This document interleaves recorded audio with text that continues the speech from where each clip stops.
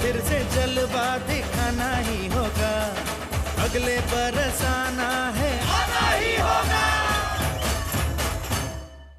मोठ्या प्रमाणात छत्री तलाव या परिसरामध्ये भाविक आपल्या बाप्पांना विसर्जित करण्याकरता दाखल झालेले आहेत।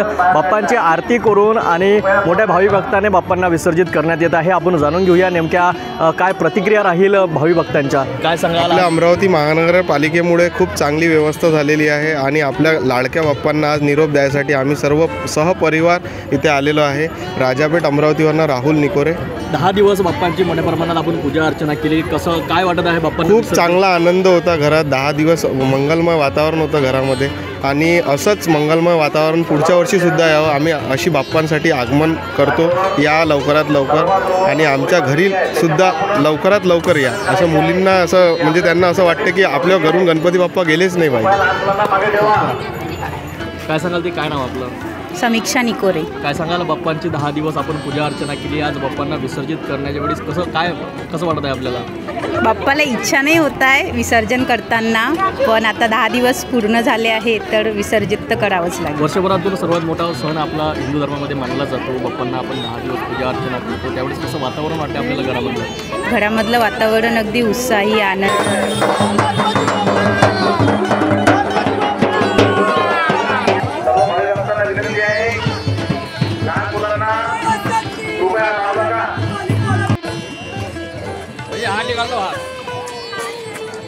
गणपति बाप्पा 1 2 3 4 गणपति की जय जयकार। गणपति बाप्पा गणपति बाप्पा। लहान मुलांना कृपया सांगू नका, त्यांचे विसर्जन झाले त्यांनी कृपया बाहेर पडा। इंडोरच्या उद्या रेट मारायचा आहे, कृपया सहकार्य करा। बँड बाहेर ठेवायचा आहे।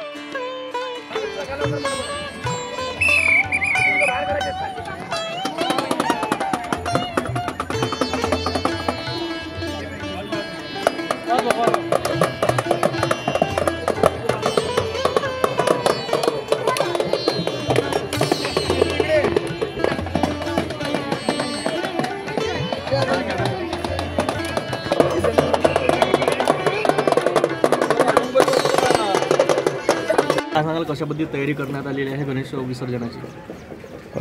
गणेश विसर्जनाची अमरावती महानगरपालिका आणि पोलीस प्रशासनाद्वारे अतिशय दरवर्षीच्या पेक्षा जास्त चांगली व्यवस्था आम्ही सगळ्या स्पॉटवर केलेली आहे। एकूण संपूर्ण शहरामध्ये 23 कृत्रिम तलावाची निर्मिती केलेली आहे आणि त्या ठिकाणी विसर्जन सुरळीत सुरू आहे।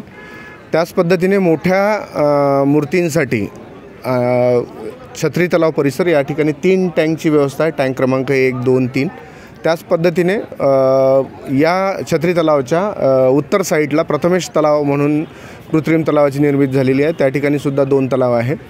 काल जवळपास 345 मूर्तींचं छत्री तलाव या परिसरामध्ये मूर्तीचं विसर्जन झालेलं आहे. आज जवळपास आत्तापर्यंत 350च्या वरती मूर्तींचं श्रींच्या मूर्तींचं या ठिकाणी विसर्जन झालेलं आहे.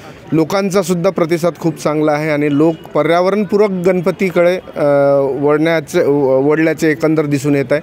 मॅक्सिमम मूर्तीमध्ये मातीच्या मूर्तींची संख्या यावर्षी तुलनेने जास्त आहे आणि लोकांना आपल्या माध्यमातून पुन्हा एकदा महानगरपालिका प्रशासन आणि पोलीस प्रशासनाद्वारे विनंती आहे की मॅक्सिमम गणपती आपल्याला मातीचे गणपतीची म्हणजे स्थापना करून त्या मूर्तीचं जर विसर्जन आपल्याला म्हणजे घरच्या घरी अजून पुढच्या वर्षी घरच्या घरी जर करता आलं आणि त्यामध्ये एखादं जर रोपटं लावून त्याला जगवता आलं तर आपल्याला वर्षभर त्या श्रीची सावली निश्चितपणे आपल्याला झाडाच्या रूपाने मिळणार. आणि मी आकडा आता अपडेट करतो आहे. आता नुकतंच आलेल्या आकड्यानुसार 845 श्रींच्या मूर्ती आत्तापर्यंत या ठिकाणी विसर्जन झालेलं आहे. म्हणजे कालच्या आणि आजच्या म्हणू आपण आजच्या फक्त आजच्या मूर्ती जवळपास 815 आत्ताचा आकडा आलेला आहे. कालचा 345 इथला होता. आणि आता वेगवेगळ्या स्तरावरती सुद्धा शेकडो मूर्त्यांचं विसर्जन कृत्रिम तलावात होतं. ही आनंदाची बाब आहे की लोकांनी पर्यावरणाला समजून घेतलेलं आहे. एक अंदाजे सायंकाळपर्यंत किती आकडा येण्याची शक्यता आहे? किती नागरिक इथे विसर्जन करतील बाप्पांचं? इथे म्हणजे छत्री तलावाच्या जवळपास दरवर्षी 3000पेक्षा अधिक आकडा या म्हणजे छत्री तलाव परिसरात विसर्जनाचा आहे. सायंकाळनंतर आता मोठ्या मूर्तीला विसर्जनाला सुरुवात होईल, ज्याच्यामध्ये पोलीस प्रशासनाने आपला चोख बंदोबस्त केलेला आहे. थोड्या अडचणी आहे पार्किंगच्या संदर्भात, तर वाहन कमीत कमी लोकांनी आणायला पाहिजे, कारण वाहन लावायला जागा नाही आणि सतत पाऊस सुरू आहे. त्याच्यामुळं आजूबाजूची जमिनीमध्ये थोडी दलदल निर्माण झालेली आहे. आम्ही ते मिटवण्याचा प्रयत्न केला, परंतु काही अंशी नाही करू शकत आहे.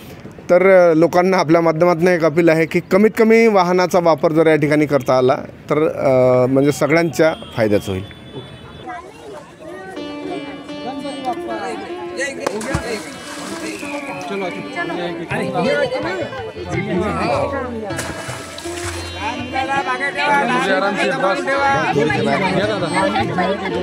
श्री गणेश